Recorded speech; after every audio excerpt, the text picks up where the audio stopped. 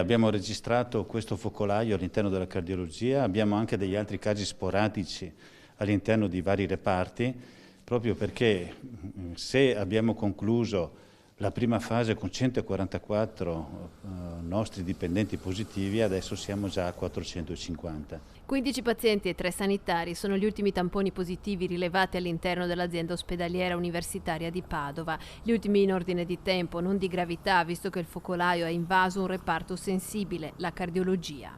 Le persone Covid positive sono state immediatamente trasferite al secondo piano del centro Gallucci, i ricoveri sono bloccati.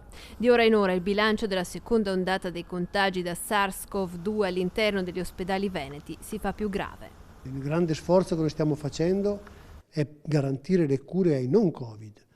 Noi oggi abbiamo in ospedale 1400 malati che non hanno il Covid e al quale garantiamo le cure mediche, chirurgiche, garantiamo non solo le urgenze, ma tutte le malattie che hanno necessità di essere curate e non solo le malattie oncologiche. L'impennata dei contagi tra il personale preoccupa, come spiega il direttore sanitario Daniele Donato, perché i reparti lavorano in carenza di organico.